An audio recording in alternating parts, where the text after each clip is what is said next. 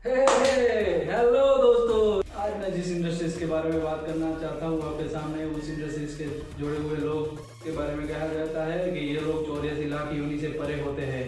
नमस्कार, मैं तारक सोनी आपको बताना चाहूँगा सिविल इंजीनियरिंग के बारे में, उससे जुड़े लोगों के बारे में, जिसमें सबसे पहले आता है लैंड ऑनर, उसके बाद आता है बिल्डर, उसके बाद आर्किटेक्ट, उसके बाद स्ट्रक्चर इंजीनियर, फिर आता है सिविल इंजीनियर, फिर आता है वर्कर्स और बाद में लास्ट में इंटीरियर डिजाइनर आता है। तो इन सबको क्या क्या काम रहता है और रोल रहता है 80% लोगों को मार्केट में पता ही नहीं है। एक्चुअली उनके आर्किटेक्ट की ज़रूरत पड़ती है। बिल्डर का एग्जैक्ट काम क्या होता है, बिल्डर कैसे बना जाता है।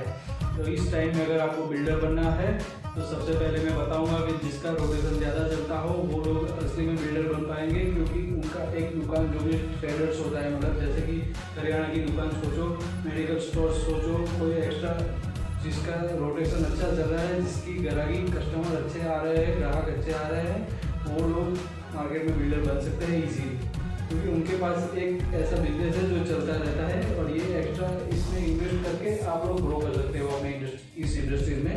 तो कैसे? तो सबसे पहले अगर आपका एक बिजनेस चल रहा है अच्छा, तो उसके पैसे एक लैंड परचेस कर सकते हैं, या फिर अपना प्रोजेक्ट आपको बिल्डर बनना है तो आप लैंड ओनर से पार्टनरशिप करके, तो उसके बाद एंट्री होती है आर्किटेक्ट की। अगर आपको आर्किटेक्ट के पास जाना पड़ेगा, आर्किटेक्ट का नंबर मैं आपको साइड में दे दूँगा। अगर आपको आर्किटेक्ट की ज़रूरत हो, जिसमें लैंड का डिज़ाइन करना हो या छोटे से छोटा मकान 25 बाई 30 का भी डिज़ाइन करना हो, या नॉर्मल 300-400 यार्ड का, या फिर 1000-1500, 2000, 10,000, 25,000 यार्ड का अगर आपको प्लानिंग करना है तो इस आर्किटेक्ट का आप कॉन्टेक्ट कर सकते हो।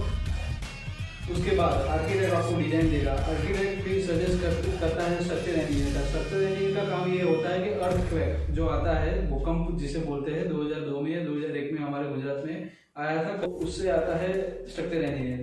स्ट्रक्चर इंजीनियर का काम क्या होता है, तो बिल्डिंग की डिजाइन, स्ट्रक्चर स्टील डिजाइन करना, मतलब कि उसमें कितना सरिया जाएगा, कॉलम भी कैसे रखेंगे उस बिल्डिंग में, स्लैब कैसा आएगा, स्लैब में कितना स्टील आएगा, 8 mm 10 mm, कॉलम में 16 mm 12 mm कितना स्टील आएगा, वो सब डिजाइन स्ट्रक्चर इंजीनियर करता है। फिर स्ट्रक्चर इंजीनियर देता है आर्किटेक्ट को। आर्किटेक्ट उस डिजाइन से अपना जो रूम का साइज होता है या बिल्डिंग का साइज होता है, इसमें कितना क्या माप का क्या आएगा, वो सब फाइनल करता है। उसके बाद आ रहा है, मैं सिगरेट नहीं पीता मगर जब मैं लाइटर जरूर रखता हूँ धमाका करने के लिए, सिविल इंजीनियर। सिविल इंजीनियर की एंट्री होती है, उसमें सिविल इंजीनियर का एग्जैक्टली काम ये हो, जिसने आर्किटेक्ट ने जो डिज़ाइन दी, स्ट्रक्चर इंजीनियर ने जो डिज़ाइन दी स्टील की, वो सब एग्जीक्यूट करना ओरिजिनल जगह पे, जो लैंड ऑनर ने लैंड खरीदी हुई है उस पर। जो बिल्डिंग आर्किटेक्ट ने फ्रंट एलिवेशन, साइड एलिवेशन, वो सब जो दिया हुआ उसी तरीके का बिल्डिंग बनाना, स्टील जिसने स्ट्रक्चर में दिया है उसी तरीके का अंदर फिट करना, तो उस हिसाब का जो भी काम रहता है वो सिविल इंजीनियर देखता है, सिविल इंजीनियर की लाइन देता है ये सब की।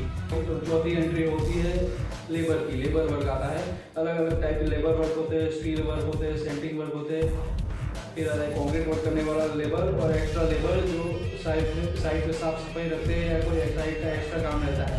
ये सब काम खत्म होता है, बिल्डिंग कंप्लीट होता है, गुजराती भाषा में उसको बोलता है खोखा तैयार हो गया। अगर ये काम खत्म हो जाता है उसके बाद एंट्री होती है टाइल्स वाला, इलेक्ट्रिशियन, प्लम्बर, और फिर लास्ट में सब कंप्लीट हो जाता है तो फिर एंट्री होती है इंटीरियर डिजाइनिंग की। इंटीरियर डिजाइनिंग का काम ये होता है कि अब जो भी बिल्डिंग है वो अंदर, मतलब एक रूम है तो रूम को कैसे मस्त किया जाए, अंदर इंटीरियर फर्नीचर का काम कैसे किया जाता है, पीओपी कैसे आएगी, वो सब पार्ट्स बिल्डिंग कैसे लगेगी, लाइटिंग कैसे रहेगा, वो सब बिल्कुल काम इंटीरियर डिजाइनिंग का रहता है, जिससे आपका बंगला या आपका जो भी प्रोजेक्ट है वो होटल जैसा, मतलब जो टीवी में बताते हैं जो भी प्रोजेक्ट सीरियल में या पिक्चर में, उस टाइप का लगने लगेगा।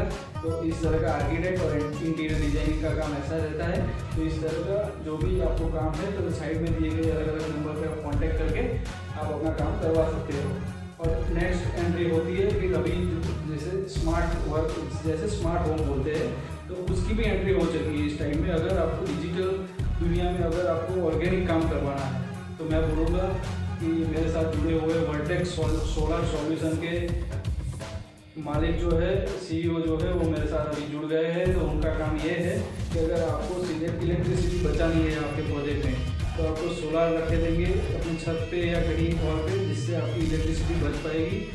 वो अलग एक प्रोजेक्ट जो सोलर प्रोजेक्ट बोलते हैं उस तरीके का काम है। और उनका एक एक्स्ट्रा भी वर्क है ऑर्गेनिक फार्मिंग।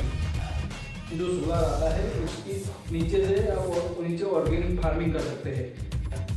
उसका यूज़ करके आप ऑर्गेनिक फार्मिंग भी कर सकते हैं, आप अपनी खुद की खेती कर सकते हैं। उन्होंने और भी कैटेगरी ऐड की हुई है, जो भी आपको जानना है तो वर्टेक्स सॉल्यूशन में कांटेक्ट करके आप जान सकते हैं कि क्या क्या काम है। और इस डिजिटली दुनिया में हमको ऑर्गेनिक तरीके से काम करना हो या ऑर्गेनिक काम करवाना हो तो किस तरह से हो सकता है। तो वीडियो सुनने के लिए, उसको शेयर करने के लिए आप सबका हृदय की गहराइयों से प्रेमपूर्वक बहुत बहुत धन्यवाद।